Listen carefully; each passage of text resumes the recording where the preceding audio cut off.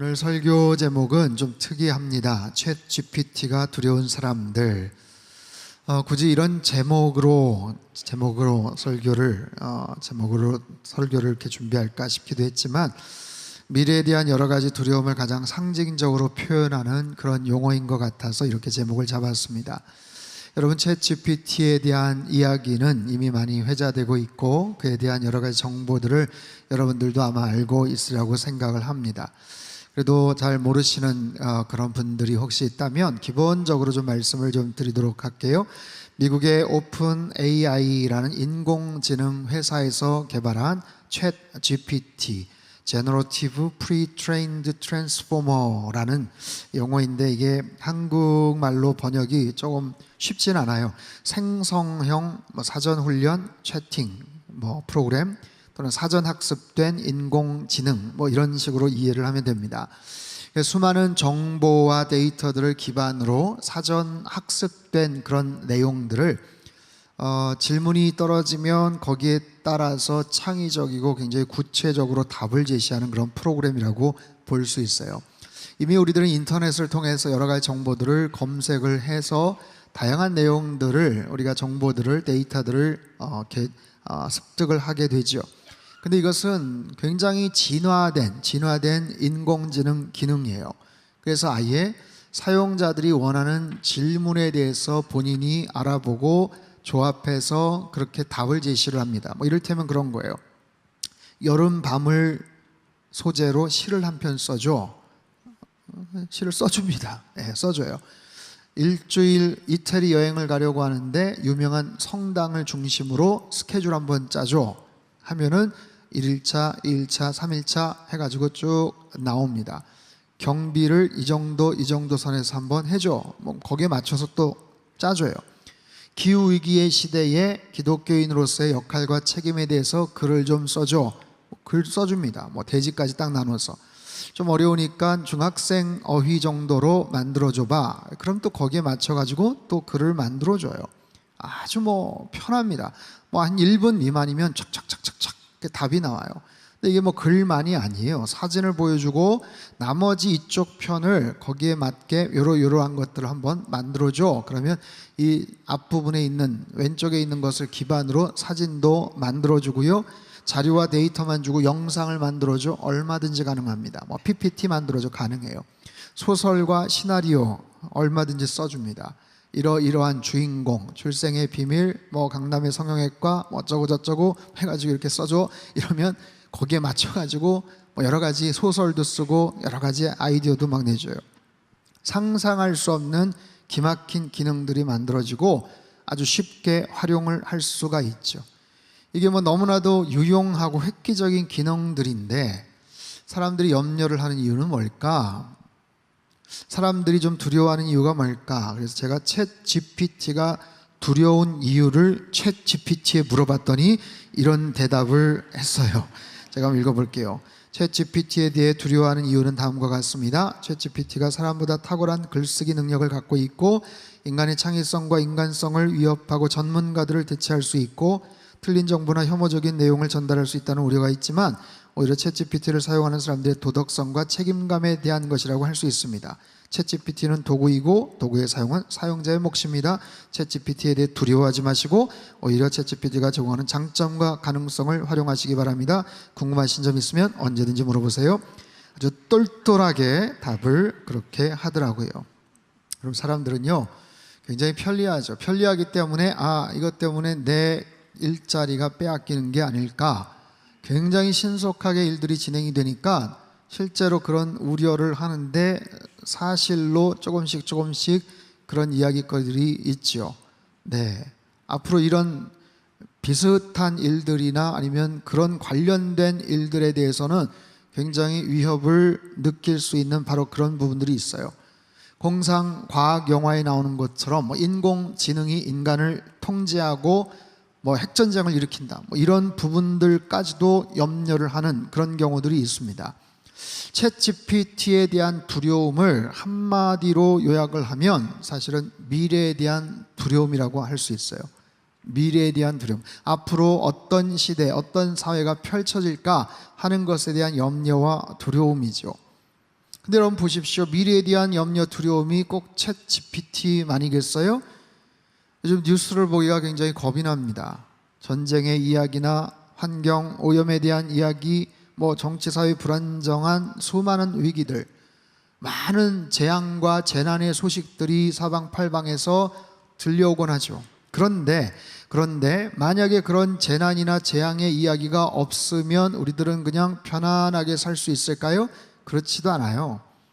아무런 문제가 어려움이 없다고 하더라도 살면서 나이가 들고 쇠약해지면서 생기는 미래에 대한 두려움과 현실에 대한 불안과 염려에서 벗어날 수 있는 사람은 아무도 없습니다.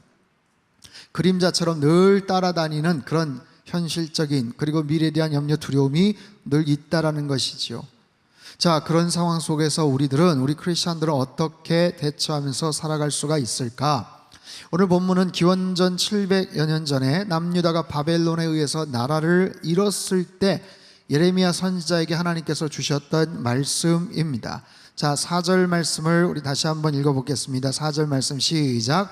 만군의 여호와 이스라엘의 하나님께서 바벨론으로 사로잡혀 가게 한 모든 포로에게 이와 같이 말씀하시니라. 자, 누가 누구에게 말씀을 하세요? 하나님께서 이스라엘 백성들에게 말씀하세요. 어떤 하나님이요? 만군의 여호와 하나님, 이스라엘의 하나님. 누구에게요? 예루살렘에서 바벨론으로 포로 잡혀 끌려간 사람들에게 말씀하신다라는 거예요. 여러분, 사람이 겪는 수많은 고통과 두려움과 절망이 있지만 전쟁의 두려움만큼 힘든 게 있겠습니까? 전쟁도 나라가 망해버렸어요. 포로로 끌려갔어요. 이거보다 더 큰 절망이 어디 있겠어요? 최악의 절망의 상황에 있는 사람들을 향해서 하나님께서 말씀을 하시는 거예요. 정말 최악의 상황에 있는 사람들을 향해서 하나님이 뭐라고 말씀을 하시냐면 너희들 일상에 충실하라 라고 말씀을 하세요. 5절, 6절, 7절 말씀 같이 읽습니다. 시작. 너희는 집을 짓고 거기에 살며 텃밭을 만들고 그 열매를 먹으라. 아내를 맞이하여 자녀를 낳으며 너희 아들이 아내를 맞이하며 너희 딸이 남편을 맞아 그들로 자녀를 낳게 하여 너희가 거기에서 번성하고 줄어들지 아니하게 하라. 너희는 내가 사로잡혀 가게 한 그 성읍의 평안을 구하고 그를 위하여 여호와께 기도하라. 이는 그 성읍이 평안함으로 너희도 평안할 것임이라. 자, 일상에 충실하라. 집을 짓고 텃밭을 만들고 열매를 따먹고 결혼을 하고 아이들, 자녀들 키워서 사위도 맞아들이고 며느리도 맞아들이고 출가를 시키고 그곳에서 번성케 하라. 그리고 너희들이 발을 딛고 살아가는 그 성읍을 위해서 평안함을 위해서 기도하라. 여러분, 이들의 환경, 이들의 상황은 말씀드렸죠. 최악이라고요. 바벨론으로 끌려왔어요. 나라가 망했다고요. 예루살렘 성전이 완전히 회파가 되고 말았습니다. 부서져 버렸어요. 수많은 사람들이 끔찍하게 살육을 당하고 질질 끌려서 포로가 되어서 바벨론으로 끌려온 사람들, 여러분 어떤 심정이겠어요? 어떤 기대를 갖고 어떤 의욕이 생겨서 거기서 살 수가 있겠습니까? 얼마나 답답하고 불안하고 막막한 그런 삶을 살겠어요? 그런데 하나님 말씀하시는 거예요. 현실을 받아들이라, 순응하라, 그리고 일상에 충실하라 말씀하셔요. 여러분, 우리 시대도 마찬가지입니다. 현실의 어려움, 미래에 대한 두려움, 그들뿐이겠습니까? 오늘 우리들의 이야기이기도 해요. 지구온난화와 대기흐름의 문제로 지금 시베리아 지역이 열돔에 갇혔대요. 그래서 39도, 40도에 육박하는, 펄펄 끓는다고 합니다. 아프리카 얘기가 아니에요. 시베리아가 그렇다는 거예요. 캐나다 동부의 울창한 산림지대가 무려 남한의 40% 정도나 되는 면적이 지금 불에 타고 있어요. 수십 군데, 수백 군데에서 산불이 났는데 끄지를 못하고 있습니다. 뉴욕과 워싱턴이 지금 전 세계에서 가장 대기질이 안 좋은 곳으로 지금 뉴스거리가 되지 않았습니까? 러시아 우크라이나 전쟁이 지금 1년 넘게 지속이 되고 우크라이나 댐을 폭발을 해서 지금 엄청난 피해를 보고 있어요. 곡물 생산에 대한 어마어마한 치명적인 어려움이 예측이 되고 있고요. 무엇보다도 거기에 휩쓸려간 수천 개, 수만 개의 지뢰가 어떻게 어떻게 작용을 할지 지금 큰 걱정입니다. 각 나라마다 군비 확충과 자국민 중심적인 아주 예민하고 공격적인 정책들이 지금 서로 간에 부딪히고 있지요. 정말 앞으로의 미래는 어떻게 펼쳐질까요? 10년 후, 20년 후, 아니 40년, 50년 후 정말 지구는 존재할 수가 있을까요? 우리 어린 자녀들은 앞으로의 세상에서 어떻게 살아갈 수가 있을까요? 그런 불안한 상황에서 현실에 어떻게 충실을 할 수 있을까요? 정말 스피노자의 말처럼 내일 지구의 종말이 오더라도 나는 오늘 한 그루의 사과나무를 심겠다. 정말 심을 마음이 생기겠습니까? 과연 그럴 수가 있을까요? 그런데 하나님 말씀하시는 거예요. 포로로 끌려온 백성들을 향해서 아니다, 일상에 충실해라. 너희들 포기하거나 절망하지 말고 이상한 허상에 사로잡혀 들뜨지 말고 현실에 충실해라. 집을 짓고 텃밭을 만들고 일을 하고 결혼을 하고 아이를 키우고 자녀를 시집장가 보내고 그 성읍의 평강을 위해서 기도해라, 헌신해라. 불평하거나 원망하지 말고 오히려 그 땅에서 열심히 살아가라. 그 도시의 평안을 위해서 기도하라. 여러분, 되게 이런 상황에서 마음이 안정되지가 않죠. 불안하죠. 두렵죠. 그래서 휘둘립니다. 헛된 이야기에 휘둘리게 돼요. 엉뚱한 소리에 귀를 기울인다고요. 그런데 하나님 말씀하세요. 일상에 성실하고 거짓된 말에 제발 속지 말아라. 8절과 9절 말씀입니다. 같이 읽습니다. 시작. 만군의 여호와 이와 같이 말하노라. 너희 중에 있는 선지자들에게와 점쟁이에게 미혹되지 말며 너희가 꾼 꿈도 고지 듣고 믿지 말라. 내가 그들을 보내지 아니하였어도 그들이 내 이름으로 거짓을 예언함이라 여호와의 말씀이니라. 거짓 선지자들, 점쟁이들, 사람들이 쫓아가서 자꾸만 이야기를 듣는다는 거예요. 사람들을 미혹시킨다는 거예요. 헛된 이야기를 듣고 미혹당하고 심지어 너희들이 꾼 꿈도 믿지 말아라. 자신의 꿈에 대해서 확신을 하거나 이상한 의미 부여할 필요가 없다라는 거예요. 그리고 내 이름으로 거짓 예언을 할 사람들이 생긴다. 속지 말아라. 여러분, 현재 대한민국에서, 우리나라에서 자신을 메시아라고 그렇게 대놓고 활동하는 사람들이 무려 100명이 넘는다고 합니다. 깜짝 놀랄 일 아니겠어요? 왜 속습니까? 왜? 신천지에, JMS 정명석에게 왜 속아서 그렇게 보도가 되고 그렇게 피해 사례들이 많은데 왜 거기에 휩쓸려 가지고 속고 삽니까? 거짓 선지자들, 점쟁이들, 악한 사이비 집단의 교주들, 처음에는 아주 그럴듯한 교리를 가지고 이야기하지만 결국에는 악한 리더들의 욕망에 희생을 당하잖아요. 그들에게 미혹당하고 가스라이팅 당하면서 자신의 인생을, 자신의 전 재산을, 그 시간을, 영혼까지 탈탈 털리는 사람들이 주변에 얼마나 많습니까? 여러분, 사람은요, 똑똑한 것 같아도 굉장히 자기는 지성적이고 똑똑하다라고 자신감 있게 이야기를 하면서도 때로 보면 허술한 데가 너무 많아요. 어리석은 결정과 행동들이 얼마나 많은지 몰라요. 왜 그런지 아세요? 힘들고 어려우면 귀가 얇아져요. 귀가 판단력이 흐려집니다. 여러분, 귀 한번 만져보세요. 혹시 요즘 귀가 얇아지는지.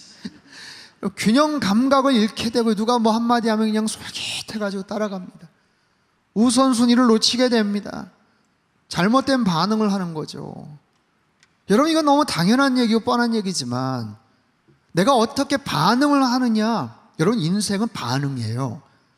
어떤 나쁜 일이 있잖아요. 어떤 불행한 부정적인 어떤 사건이 있잖아요. 그것 때문에도 힘들지만 그것에 대한 잘못된 반응이 내 삶을 더 힘들게 만들 때가 많아요. 그 일 자체가 안타까운 일이지만, 속상한 일이지만 거기에 대해서 내가 반응을 조금만 잘했으면 금방 만회가 될 수도 있거든요. 근데 거기에 대해서 내가 부정적이고 감정적이고 뭔가 반응을 했기 때문에 그 일보다도 훨씬 더 악화되는 일들이 얼마나 많은지 몰라요. 여러분, 한 2주 전쯤이죠. 제주발 대구행 아시아나 항공기에서 33살 이모 씨가 활주하는 도중에 비상문을 열어 제꼈어요. 깜짝 놀랄 일이죠. 아니 비상문을 그게 또 어떻게 열립니까 또. 근데 문이 열린 후에 객실 안으로 거센 바람이 들어와 승객들이 공포에 떨고 호흡곤란 증세를 보이기도 하고 대형 사고로 이어질 뻔했죠. 그 사람을 붙잡아 놓고 왜 그러셨냐라고 물어보는 질문에 비행기가 늦게 도착해서 화가 났다 이렇게 얘기를 하는데, 나중에 보니까 실직 후에 스트레스를 받아왔다, 아니면 여자친구의 이별 통보를 받았다, 이런 이야기들도 있어요. 어쨌든 그 순간 화를 주체하지 못하고 감정을 억누르지 못한 상황에서 뭐가 안 좋은 일이 있었겠죠. 본인한테 기분 나쁜 일이 있었겠죠. 근데 거기에 대해서 아주 최악의 반응을 한 것 아니겠어요? 결과는요, 엊그제 뉴스에 의하면 항공기 비상 문짝 수리비가 6억 4천만 원이 나왔습니다. 당사자에게 구상권 행사를 검토 중이라고 해요. 쉽게 말해서 물어내라는 거예요. 물어내라. 도대체 어떤 속상한 일이 있었는지 모르지만 거기에 대한 최악의 반응으로 인해서 엄청난 피해가 지금 끼쳐졌죠. 여러분, 우리 주변에 이런 일들이 얼마나 많습니까? 잘 생각하세요. 일어나는 어떤 사건이 있어요. 거기에 대해서 나의 반응이 어떠한가? 내가 어떻게 반응을 해야 될 것인가? 조금만 더 참을 걸, 조금만 기다릴 걸, 내가 한다고 할 걸 좀 적극적으로 나설 걸, 거기서 한 번만 더 해볼 걸, 나중에 후회하고 아쉬워하는 수많은 부정적인 반응들이 굉장히 많다는 거예요. 사랑하는 성도 여러분, 오늘 본문은요, 현실이 굉장히 어렵고 미래에 대한 두려움 가운데 정말 어찌할 바 알지 못하는 그 이스라엘 백성들을 향한 하나님의 말씀이에요. 또한 이 시대, 오늘 이 자리에서 여러분 가운데도 비슷한, 그 정도는 아니어도 정말 속상하고 마음이 정말 답답한 그런 과정 가운데 있는 분들에게 주님께서 하시는 말씀이 뭐예요? 너의 일상에 충실해라. 너 상황이 그렇다고 대충 넘어가지 마라. 일상에 충실해라. 그리고 거짓된 말에 제발 좀 속지 말아라. 그리고 잘못된 행동 반응하지 말아라. 악인의 꾀를 쫓지 말고 꼭 해야 될 아주 긍정적이고 중요한 영적 반응을 취하라. 그게 뭐예요? 하나님을 신뢰하라는 거예요. 10절과 11절 말씀 같이 읽습니다. 시작. 여호와께서 바벨론에서 70년이 차면 내가 너희를 돌보고 나의 선한 말을 너희에게 성취하여 너희를 이곳으로 돌아오게 하리라. 여호와의 말씀이니라. 너희를 향한 나의 생각을 내가 아나니 평안이요 재앙이 아니니라. 너희에게 미래와 희망을 주는 것이니라. 아멘. 자, 바벨론에서 70년이 차면, 70년이 지나면 내가 너희를 돌봐줄 거야. 내가 약속한 대로 너희들을 이곳으로 돌아오게 할 거야. 너희 고향 땅으로 가게 할 거야. 자, 표준 세번역은 이렇게 번역을 합니다. 10절 말씀 같이 읽습니다. 시작. 나 주가 분명히 말한다. 70년을 다 채우고 나면 내가 너희를 돌아보아 너희를 이곳으로 다시 데리고 오기로 한 나의 은혜로운 약속을 너희에게 그대로 이루어 주겠다. 아멘. 하나님께서 어찌어찌 하시다 보니 70년 후의 일을 지금 예측해서 말씀하시는 게 아니에요. 내가 깜짝 놀랄 70년 후에 이런 일 벌어져. 내가 너희들한테 진짜 얘기해 주는 거야.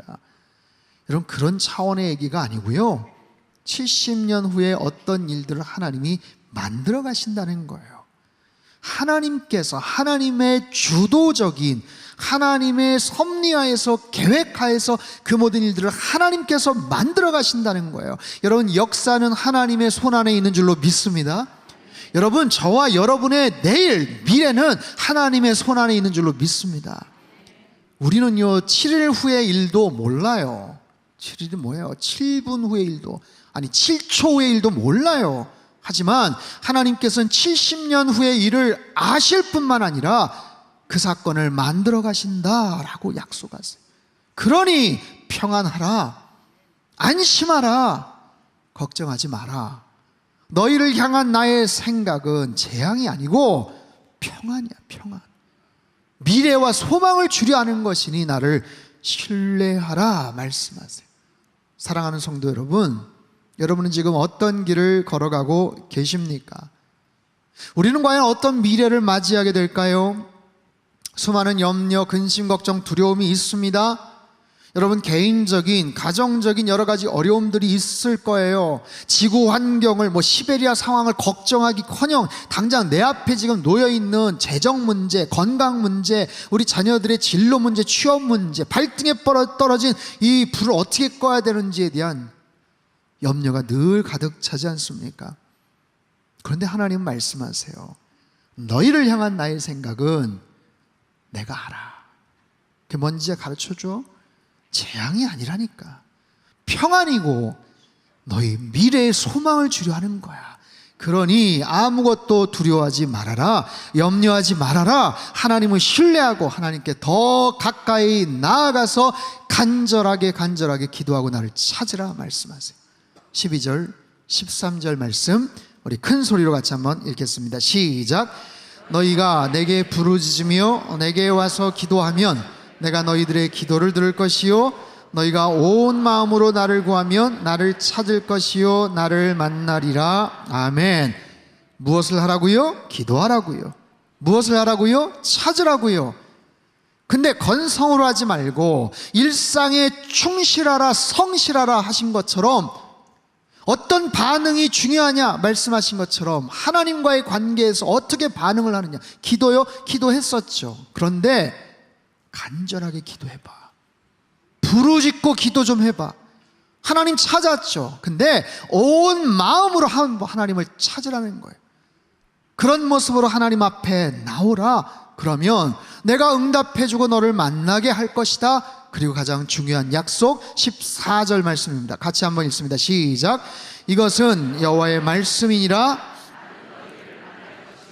너희를 포로된 중에서 다시 돌아오게 하되 내가 쫓아보내었던 나라들과 모든 곳에서 모아 사로잡혀 떠났던 그곳으로 돌아오게 하리라. 이것은 여호와의 말씀이니라. 아멘. 다시 돌아오게 할 것이다. 70년이 차면 돌아오게 할 것이다.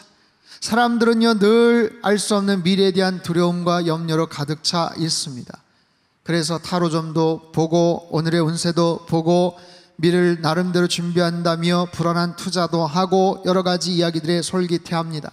하지만 그 역사를 주관하시는 하나님, 우리의 인생을 책임지시는 그 하나님만 바라보며 하나님께서 모든 것들을 가장 선한 길로 인도해 주신다는 사실을 우린 기억해야 돼요. 사랑하는 성도 여러분, 여러분 일상에서 늘 성실히 살아가시기를 바랍니다. 헛된 말에 귀 기울이지 마십시오. 하나님을 신뢰하고 간절히 기도하며 하나님 앞에 나아가십시오. 그리고 영원한 소망을 품고 살아가십시오. 여러분, 이게 굉장히 중요한 부분이에요. 일상에서 성실하되 하늘의 소망을 품는 것. 우리가 이 땅에서 발을 딛고 살면서 이 땅에서 최선을 다해 살아가지만 여기에서 모든 것을 승부를 보겠다는 게 아니라 우리의 영안은 늘 하늘을 향해 나아가 있어야 돼요. 하늘을 바라보며 살아야 돼요. 여러분, 노아의 방주 사건을 한번 생각해 보십시오. 수많은 사람들의 악행으로 하나님의 심판을 받습니다. 그 시대의 모든 악을 심판하시고 멸하셔요. 그런데요, 그 멸망을 당한, 심판을 당한 모든 사람들이 하나같이 다 살인과 강도와 강간과 온갖 잔인하고 엽기적인 악을 행했기 때문에 죄다 심판을 받은 게 아니라고요. 당시에 평범하게 그저 살았던 사람들도 있었어요. 마태복음 24장 38절 39절입니다. 같이 읽죠. 시작. 홍수 전에 방주에 들어가던 날까지 사람들이 먹고 마시고 장가들고 시집가고 있으면서 홍수가 나서 그들을 다 멸하기까지 깨닫지 못하였으니 인자의 임함도 이와 같으리라. 홍수가 나기 전에 노아가 방주에 들어가기 전에 수많은 사람들은요 일상에 매달렸다고요. 대단한 악을 행했던 인간들도 있었지만 그저 많은 사람들, 대부분의 사람들은 그저 먹고 마시고 장가들고 시집가고 그렇게 자기 일상에만 몰입해서 하나님의 때를 무시하고 하나님의 타이밍을 무시하고 그저 땅에 있는 모든 근심, 걱정, 염려에만 몰두해서 살았던 사람들이에요.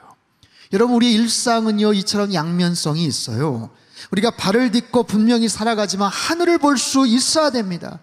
이곳에서 내 뜻을 이루기 위해 성실하게 살아가지만 언제나 하나님의 뜻과 하나님의 나라를 추구하는 삶을 살아야 된다고요. 그래서 이 땅의 모든 것을 다 쏟아붓고 함몰되고 몰입되어서 거기에만 쏟아붓고 살아서는 안 된다고 말씀을 하세요. 다시 돌아오게 하리라, 다시 돌아오게 하리라. 여러분, 포로로 끌려간 그 백성들을 향한 하나님의 위로와 소망의 말씀이기도 하지만 오늘 우리에게 주시는 말씀이에요. 일상에서 살아가지만 너희들의 돌아갈 것을 잊지 말라는 거예요. 우리가 이 땅을 살면서도 천국에 대한 소망을 잃어버리지 말라는 거예요. 미래에 대한 두려움을 갖고 우리가 살아가지만 그러지 말고 잊고 살아가되 일상에서 충실하게 살아가되 언제나 돌아갈 곳이 있음을 기억하라 말씀하세요. 돌아가신 이어령 교수님이 생명이 자본이다 라는 책에서 3가지 종류의 물고기를 소개를 합니다. 물고기 중에는 넙치가 있고 참치가 있고 날치가 있어요. 각각 생김새도 다르고 성격도 다릅니다. 넙치는요, 그저 바다 밑바닥에 가장 깊숙한 곳에 납작 엎드려서 정해진 영역을 잘 벗어나지를 않아요. 참치는요, 한시도 멈추지 않고 끊임없이 이동을 하고 헤엄을 칩니다.